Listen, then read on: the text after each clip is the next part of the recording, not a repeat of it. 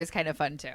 And the Film Vault. Long ago, in a living room very much like yours, two women made up a podcast on how movies link up to each other, and they called it 6 Degrees of Feature Film.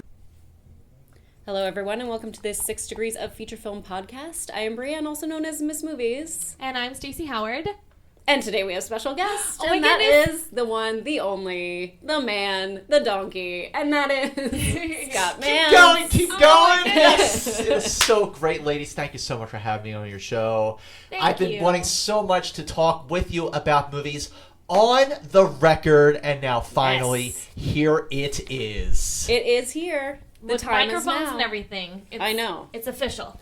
And you made the trek, okay? Because that is where my heart really lies, with the other star. Mm-hmm. And you made the trek here to Access Hollywood. So welcome to Access Hollywood. Thank you for having us. Great to have you here. It's great to be doing the show with you, to talk about really the director without whom he is the one for me, Ridley freaking Scott. That's right. And our feature film today is Blade Runner. So we're starting with that, and then we're going into Ridley Scott as our first link. So Yes.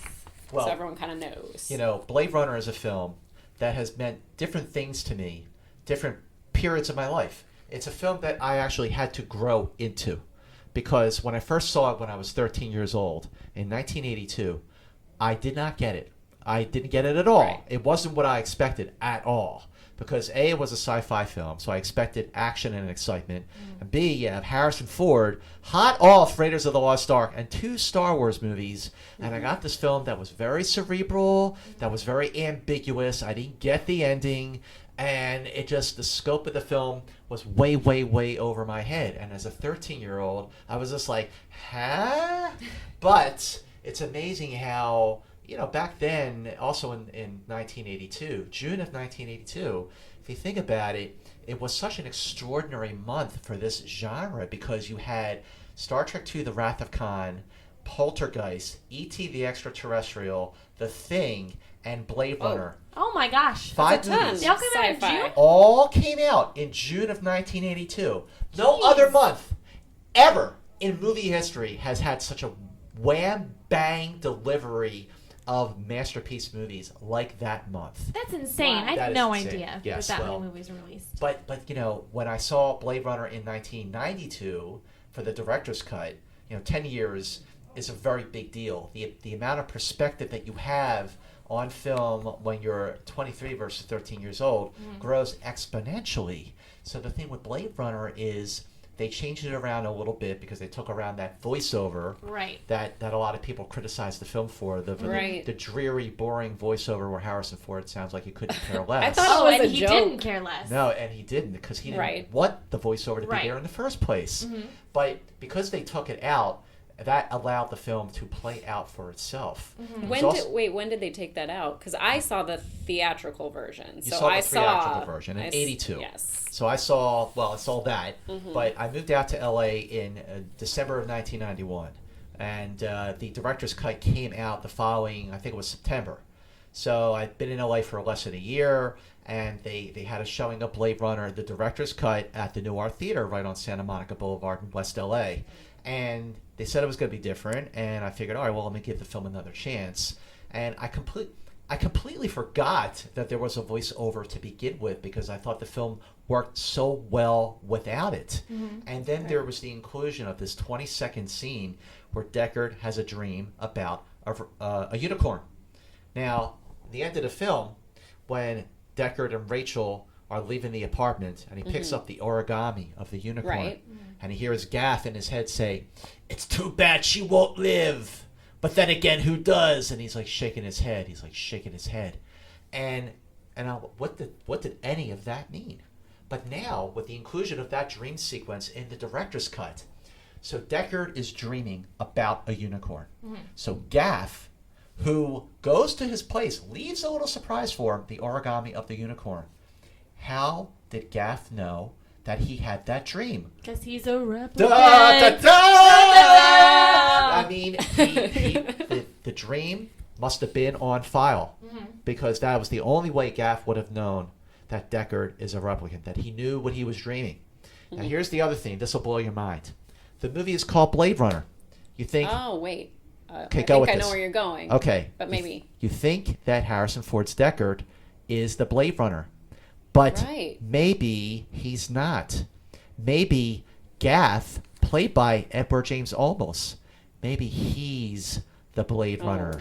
Oh my goodness. But wait, isn't he the one that says, like in some other language, like, so you're the Blade Runner? Well, he speaks another language a little bit Yes. throughout the film, like when he recruits him when he's having the noodles at the Right. the Asian market there. But if you why was it that Gaff always showed up right after he was really needed? Like, how did he always know where Deckard was? Because he was following him. He was following him. He would let Deckard do the dirty work, and then he would pop in after the fact. Like when Leon almost kicks the crap out of him. And, he was right there at the end of the film after that whole long drawn-out fight with Batty. And he was right there at the end, coming up in the spinner. And he says, you've done a man's job, sir, because you're not a man, are you? Oh my goodness. I mean, stuff like that this is why Blade Runner has grown in my appreciation to the point where it is, at this point in my life, my favorite movie of all time, next to Close Encounters of the Third Kind. That's another one for different reasons, completely different film. Right, and you're the reason I saw Close Encounters of the Third Kind. Profiles yay! is the reason that I saw that I'm so movie. happy. Yeah. I mean, that's a film, without digressing. I mean, every time I watch that movie, I think about when I saw it in 77, because it was such an intelligent look at intelligence, life from outer space and First Contact, and it was beautiful, scary, intense, very, very moving. There's a little bit of a love story in there. So A strange love story. Like, if we're going to get into Close Encounters for a minute, Yeah. like, I was because I saw it later, and I'm a mom, and I have a family, I was like, he's leaving his family and, like, rejecting them so he can figure out what is happening, And, which is kind of sad. Like, he just, like, kind of abandons cuts his off. family. Now, Yes. Spielberg, I guess it was maybe about 10 years or so ago, I was reading an interview with him, and maybe it was closer to when Minority Report came out, and he said that if he had made that film today, he would not have had Roy Neary, played by Richard Dreyfuss, leave his family. He would have stayed with his family.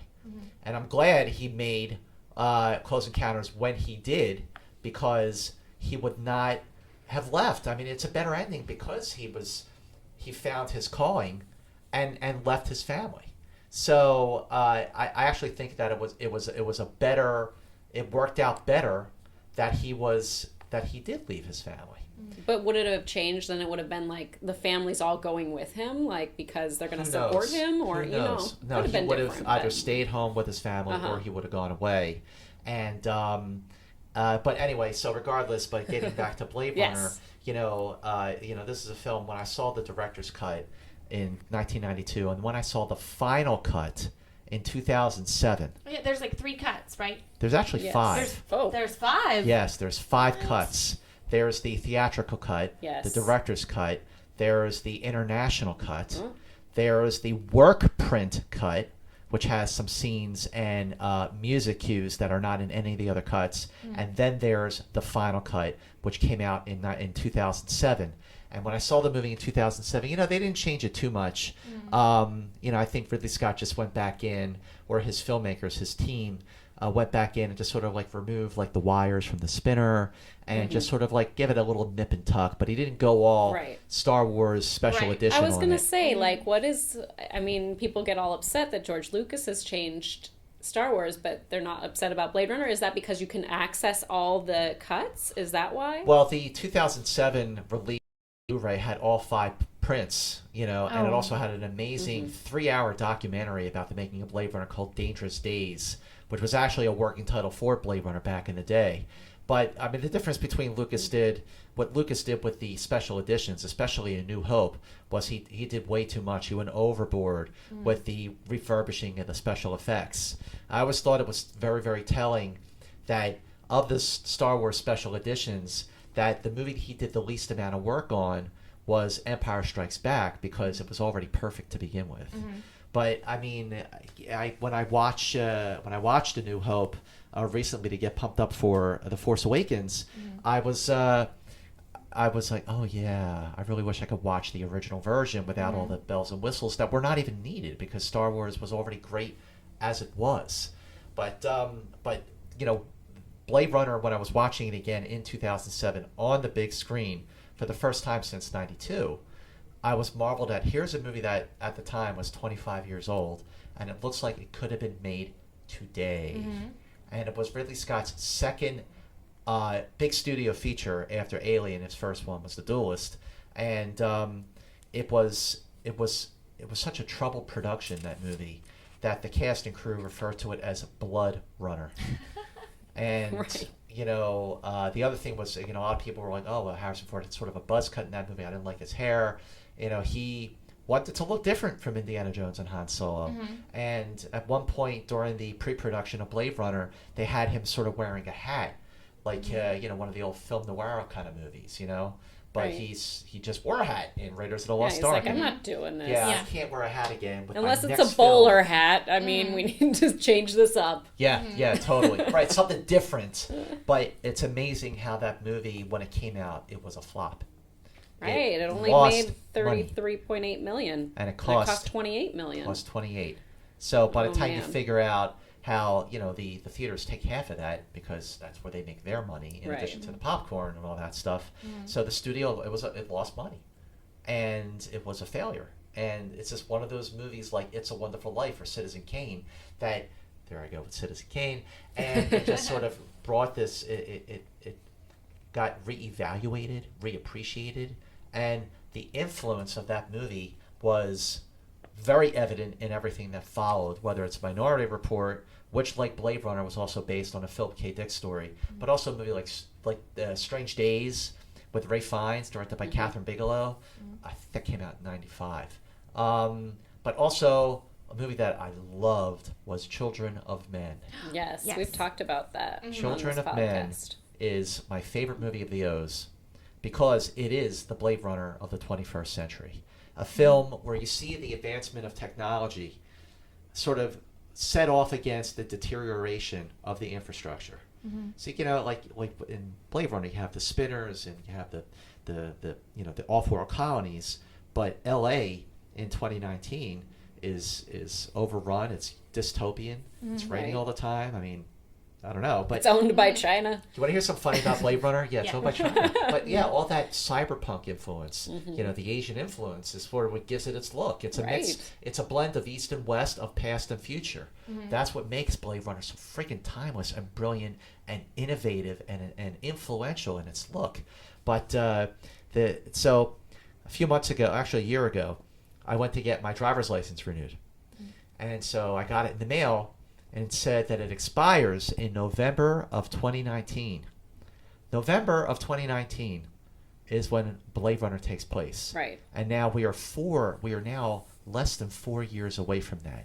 It's pretty crazy. I hope it comes back into theaters then, just kind of like it will. Back to the Future did. I was just going to say, as crazy as people got with Back to the Future Day on October 21st, right? Can you imagine how crazy the genre fans will get in November of 2019 when we are in the month where Blade Runner actually does take place? All the articles are going to come out, what Blade Runner got right, what it got wrong. Right. But speaking of Back to the Future, I went to Back to the Future Day in the theater, saw all 3 movies back to back. So did I. And this is what I got to say. First movie is still brilliant, one of the best movies of all time. And a perfect example of a perfect screenplay. If I was going to teach a class on screenwriting, I would teach Back to the Future. Because everything that's in the setup, you see a payoff throughout the course of the rest of the film. But I got to tell you, watching Back to the Future Part 2, it doesn't hold up. It doesn't. It's trying to do too much. It does try to do too much. Now, I know I have some friends who swear by it, who say that Back to the Future 2, it sort of flips the first movie over, which it does.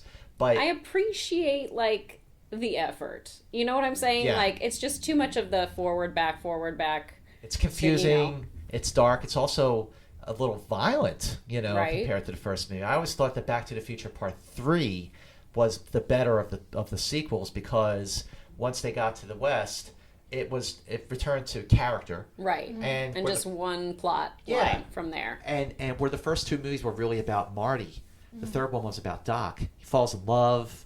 You know, the whole scene at the end of Back to the Future Part 3 where the train is pushing the DeLorean to 88 miles per hour is a great action scene. But Blade Runner, you know, I always go back to it. I don't watch it too much like I do with, like, you know, Star Trek or some of the Star Wars movies, because when I do watch it, I want it to be, I want to always feel like I did when I saw it in 92 or 2007. I always want to be immersed in it, riveted by it, consumed by it, mesmerized by it. And I always want to be blown away by the scope of the film, by the ambiguity of it. I always pick up something new when I watch it. And the score is one of my favorite musical scores of all time, next to John Williams' The Empire Strikes Back. Now, wasn't it, didn't Harrison Ford and Ridley Scott disagree on whether Deckard was a replicant? Like, Harrison Ford didn't want him to be a replicant. That's correct. You know, a lot of that, the hints and the kind of confirming that he was a replicant was not in that first cut. And so then when he did the recut, I guess he was upset that now there's that. Well, what happened was, yeah, you're right. Harrison Ford did not want Deckard to be a replicant. And Ridley Scott shot scenes very, very subtle until really the director's cut came out that made it not so subtle. And Ford was like, I see what you're doing. But for decades, Ford denied that Deckard was a replicant. And Ridley Scott never really talked about it because he had moved on. But when I interviewed Ridley Scott in 2007 for the director's cut, which was very cool because I've interviewed him other times, but to interview him for Blade Runner was like interviewing Harrison Ford for Star Wars: The Force Awakens. It's like one of those moments. So I said, is Deckard a replicant? And he said, what do you think? I said, I think he is. He said, why? And I told him about the dream and the origami. I said, how would Gaff have known unless the dream was on file? And he goes, you're right. He is a replicant. Oh my gosh. But now, that begs the question. They're doing a sequel to Blade Runner. Right. Harrison Ford is reprising his role as Deckard in some way. You know, maybe he's the guy, maybe he's not. But the replicants established in Blade Runner have a lifespan of 4 years. Well, it's 1982 when that movie came out, and Harrison Ford isn't, that guy anymore. A little more salt and pepper in his area. So the question is he a replicant? Was he a replicant after all? Was he a replicant who was able to defy the 4-year lifespan because he was a good guy? Wasn't she able to defy that? Because didn't she not have a cutoff, or that the well, thing? We don't know. Okay. We don't know. Now, in the original cut of the film, you had that tacked-on ending where Deckard and Rachel are driving out, with the footage that Stanley Kubrick shot for the beginning of The Shining. It had that tacked-on happy ending in the original cut from 1982, which was deleted from all the other cuts. And in that cut, in the voiceover, he said she lived longer. So, but now that the ending was taken off, does that mean, so was that aspect of the storyline? We don't know. And that's actually a really great question. Like, will that tacked-on ending that was removed still be considered canon, so to speak, for Blade Runner? I don't know. We shall see. Isn't this a great conversation? It is, but we are going to need to move on to our next Ridley Scott films that we have. Let's hear it. So we can get into our 6 degrees. So we decided off of Blade Runner to go into 2 Ridley Scott films. Stacey and I are going to be talking about The Martian, and Scott's going to take Thelma and Louise. Would you like to go first, or do you want us to go first? You go first. All right. So The Martian, which is most recent, came out October 2nd, 2015. During a manned mission to Mars, astronaut Mark Watney is presumed dead after a fierce storm and left behind by his crew, but Watney has survived and finds himself stranded and alone on a hostile planet. Dun dun dun. Dun dun dun. Dun dun dun. I love The Martian. I love The Martian, I thought it was too. one of my favorite movies of the year. It is a perfect example of how great a studio film can be, because it has action, it's exciting, suspense, intensity, heart and humor, great production values. It's got big stars in it. Big stars, Yeah. great acting, And all of that probably means that the movie will not get a lot of love from the Academy. Probably. Right. Will in the technical categories, I'm sure, but I thought Matt Damon was great. He was so easy to root for. Yes. He was. The only problem I felt with him is that his character didn't ever get very dark. Like, there was never a real dark time for him where he was, like, going through an emotion of, like, I need to question whether or not I want to continue living this way. Yeah, I felt like he didn't freak out enough. Right. You know, like, I freaked out this morning when I was like, where do I park again? What is happening? So I felt like he didn't have as much of a emotional response as a normal person would. But then again, he's not really a normal person. You know, That's he's true. trained for this, and he's a very smart person. You know, I guess I didn't feel like that isolation like I wanted to. But then again, you know, that wasn't really what the movie was about. It wasn't about feeling alone and hopeless. It was about hope and surviving and humanity, but I guess. I see what you're saying. Like, you didn't get the passage of time on his end. Like, his hair never grew. He never grew a beard out, you know, like Tom Hanks in Castaway. It wasn't until the end of the film that you start to see how everything body is. Transformation. Which was a body double, so that's nice. I was Oh, like, it thank was. goodness they didn't have him do didn't that. have him do well, what- he wanted to. and then they said, no, we'll get someone for that. Oh, interesting. But yeah, I mean, I felt like that wasn't. It was a physical transformation that happened too late in the game, because you know, for the rest of the film, he's fit. He's you know, looks like someone's been cutting his hair. You know, to make it jokes. Yeah, you know, I mean, and that's all. Maybe that's part of it, is that makes it so life affirming. Was how hopeful it was, but at the same time, you know, you're right. I do agree with what that was like the only thing that sort of took me out of the film was that you didn't really like, you know, in Castaway when Tom Hanks has been there and he, you know, cuts for 4 years and he's all thin, he's got the long hair and the beard. You're like, okay, this guy's been there for a while. You feel it. You feel what he's definitely feel. But I think The Martian is great, and you know, a lot of the Oscar predictors and pundits are now starting to predict that Ridley Scott could actually win his very first Academy Award as director for The Martian.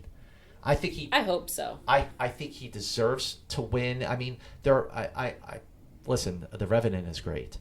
Spotlight is great, but Ridley Scott, this could be sort of like his Departed, where it's not his best film, but it could be the film that's good enough for him to win, not just for the movie, but for his entire career. But what about Fury Road? Do you think that's going to be the main competition there? Oh, well, you know, it's interesting. I'm in the minority in Fury Road because I thought it was a good action film.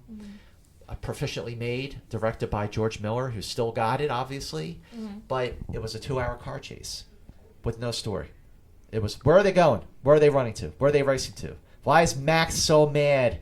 I just had a lot of questions about Mad Max. See, but I think that's the thing that makes it deserve Best Director, in my opinion, is that it didn't really need a story. It's still a great movie. That's a director's movie right there. Everything, I mean, he's like a puppet. Everything that happened in that film was something wasn't like 50,000 pages of storyboards and everything. Like, that was his movie that he created from his mind. And so I think that it just took such an effort, and it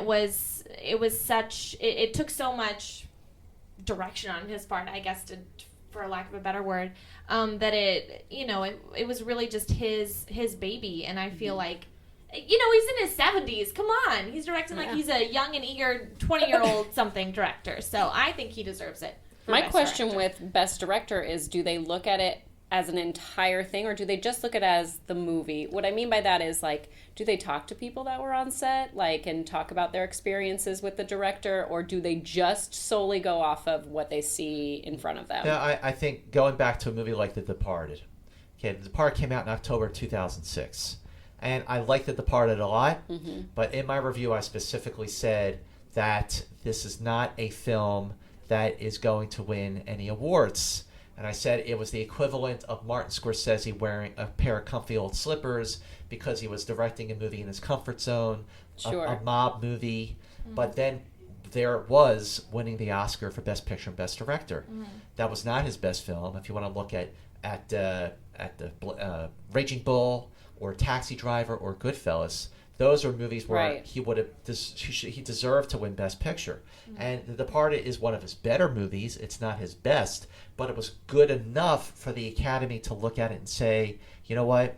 This is not just for the movie, it is for your career. And if Ridley Scott does win Best Director for The Martian, it'll be along those lines. Is that where the Lifetime Achievement Award comes in then? Well, that's unless you get a Lifetime Achievement Award, it's the equivalent. Right. Like when Paul Newman won the Best Actor for The Color of Money, that was a situation where that wasn't his best performance. Right. I mean, he gave a ton of great performances, especially like in The Verdict and in the Hustler, which was the first movie in the Color of Money saga. But it happens where these are the roles that wind up winning the actors or the directors the award because they look at the career. They never actually go on the record as saying that, Right. Because then it'll be like, aha, But it's sort of just assumed. Like again, if Ridley Scott wins, I would love to see that happen. He's done so much, so many great movies, and to have been passed over when Gladiator came out, which won Best Picture, but not Best Director. That was Steven Soderbergh for Traffic. I feel like I would be totally down.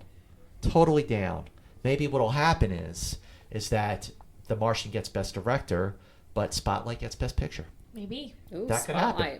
Because right now, I mean, that's been the movie that people are saying is the front runner to win Best Picture, because it's like All the President's Men of today. I need to see it. Yeah, good film. Definitely It's good. film. I just thought, it's awesome. So tell us. Let's go into Thelma and Louise, May 24th, 1991. I love this movie, Thelma Louise, because it was a detour, if you want to go with the road trip puns there. It was a major detour for Ridley Scott because, it didn't have this huge scope. It was a road trip movie. It was a way for Ridley Scott to do something much more character driven. It was also very, very controversial at the time because it was such a pro-feminist type of movie that it was on the cover of Time magazine. Why Thelma Louise Strikes a Chord was the cover story with Susan Sarandon and Gina Davis in that summer when the movie opened. And none of the men in that film look good in any way, except physically, probably Brad Pitt. But the only good-hearted soul in that film is Harvey Keitel's cop. He's the only one who really is like trying to help Thelma Louise. But I just love how the film, was about friendship and about, I did not expect the movie to end the way that it did, but I thought it was all the better for it. You don't see them crash, you just see them jump right off and it freezes, fades to white, and then it shows flashbacks from the rest of the movie during the credits of Thelma and Louise just being friends and having a great time.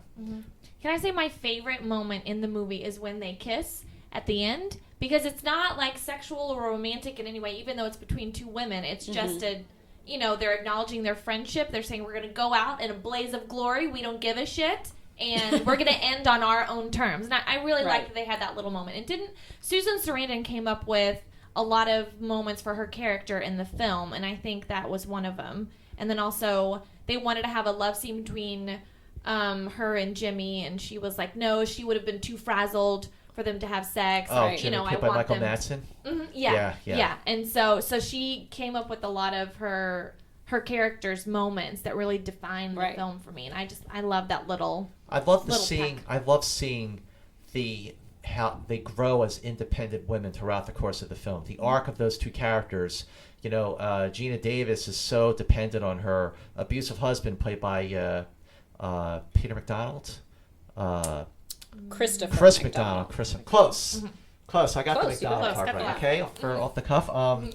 But also Susan Sarandon, even though she's pretty independent as it is, but I love how the characters, they become much more independent throughout the course of the film.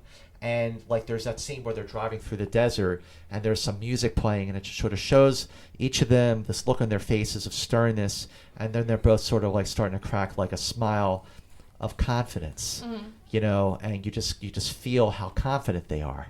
And but no, you're right. The scene. Let's just keep going, because they had no choice. I cry every time. I always lose it a little bit, and they cry, and I cry, and you know, I guess I saw it. My mom knew this was an important film for women, and so when I was little, there were certain movies where she showed me, like, you need to see this film as a young woman, and so I probably saw it when I was 8 or 9 years old. Whoa! And then I know little Stacy couldn't handle Brad Pitt. I was like, whoa, what's going on? Progressive. And so then as a 20-something woman now, it holds a different place in my heart, and there are different moments that, like, you know, as a young woman, I just thought it was about friendship and love, but then as you get older, you understand that it's more about who you are as a woman, and you know, your relationships with men, with your friends, with yourself. And so there's a lot of different elements to the movie, and the way that they treat each other and treat themselves and treat other people. So I think you could do this film exactly the way it is and release it today, and you'd have the same effect. Right. I don't think the Thelma Louise would get made today, if you want to know the truth. Really? I think that it would have a hard... I mean, I think for that movie to get made the way it was, I mean, I think even like Ridley Scott has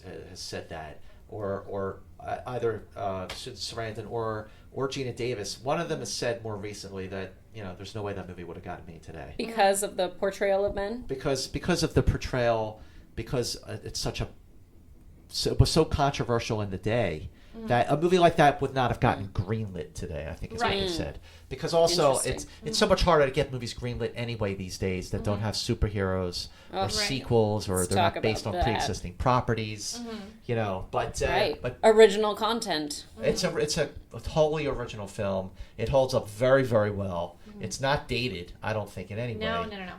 You know, it made a star out of Brad Pitt, that's for sure. Right. But it is could have been George Clooney. That's right. George Clooney auditioned, didn't get it. It could have been. I think Brad Pitt's roommate auditioned, but he overslept. And Christian Slater could have been those two guys. Nope. George Clooney or Christian Slater. Brad Pitt got beat out for Heather, another JD character. Yeah. There you go. Kind of switched. There it is. There it is. Thelma Louise.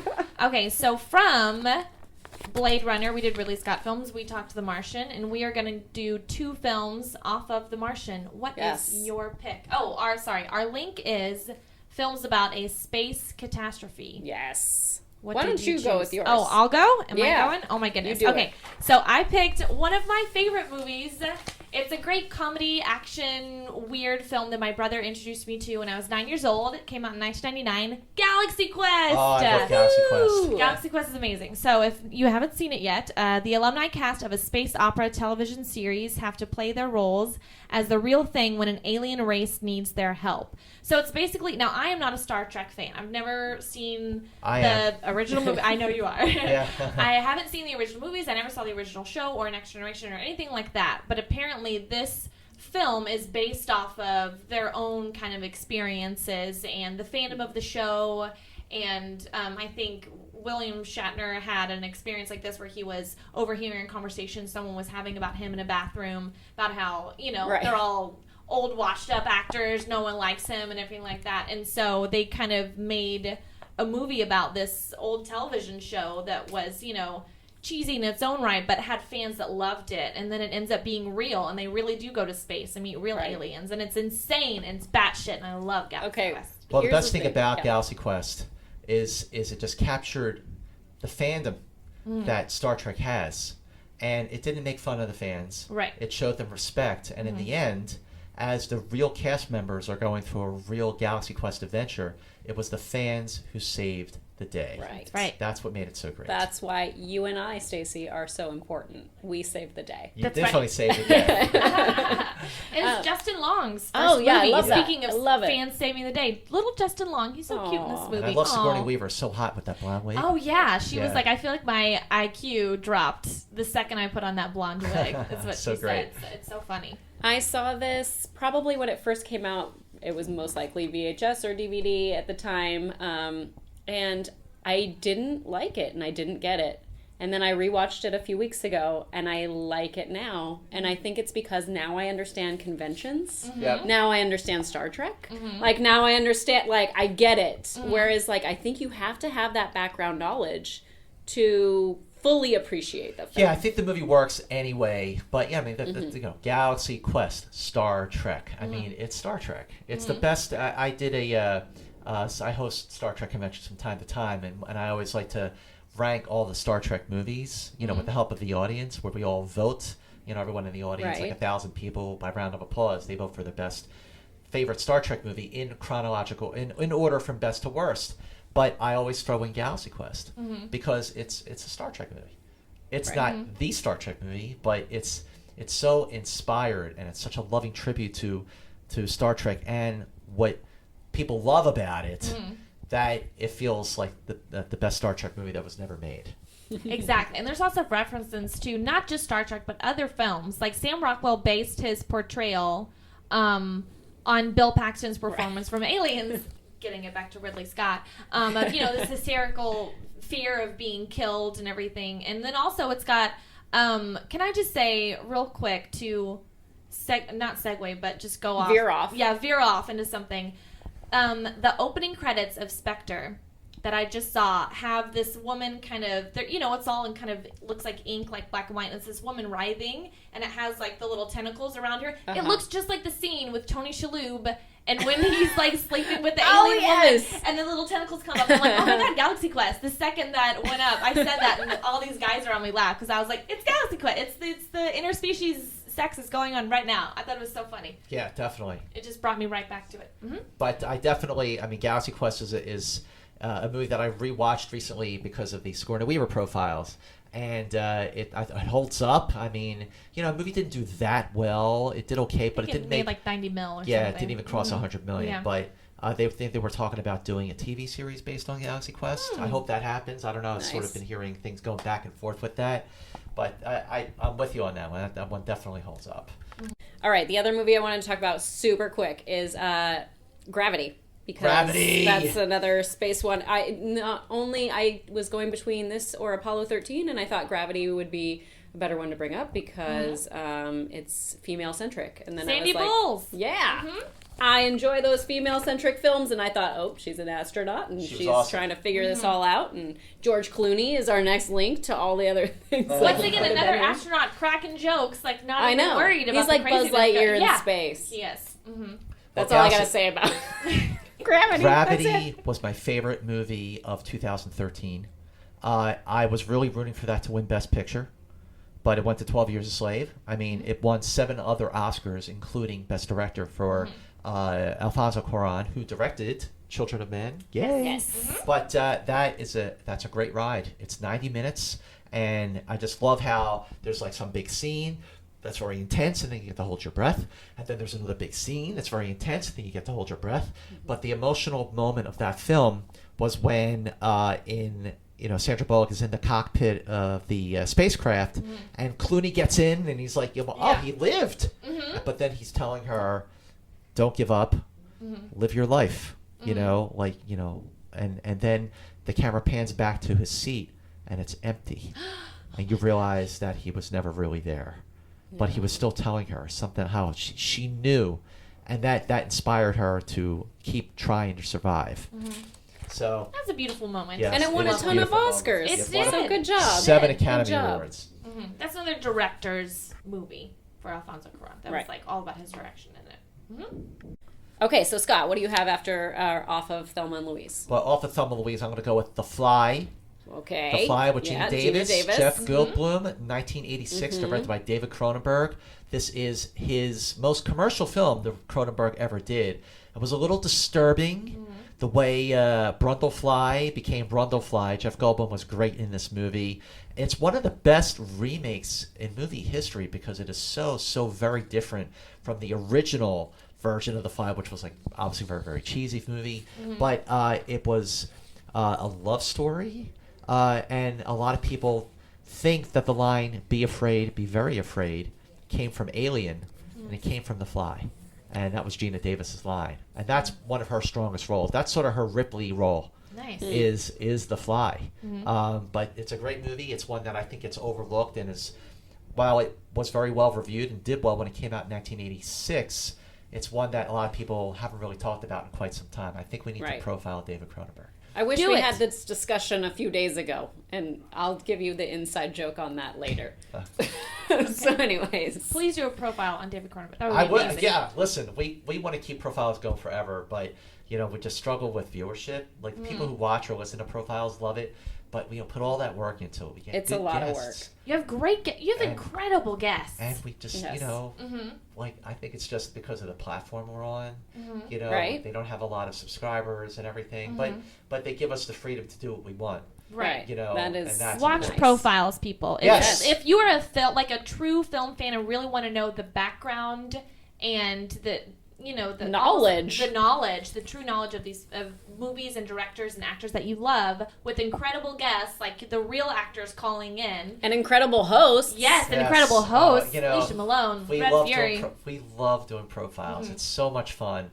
But it is a lot of work. Like for the Akira Kurosawa episode we just did. Oh my gosh. You know, to go back and rewatch all those movies, a lot of them are 2.5 or 3 hours long. Yeah. And, you know, but that's part of it. I mean, that's the best part of it is rewatching these movies or watching movies that we never saw before. Because I never saw, I never saw Rashomon, you know, until I'm like, holy crap, like this movie is, now I get it. You know, I get Kurosawa. Or, you know, Seven Samurai I saw in 1992 once at a theater, and you know it was at the New Beverly Cinema. But you know we're on the Popcorn Talk Network. You can catch us on iTunes. It's profiles. You know, if you just want to listen to the podcast, we love doing it, but we need help getting more people to see it. Yes. Watch it. It's amazing. Very At in-depth. Movie Mantz. At Alicia Malone. It's all about the buzz.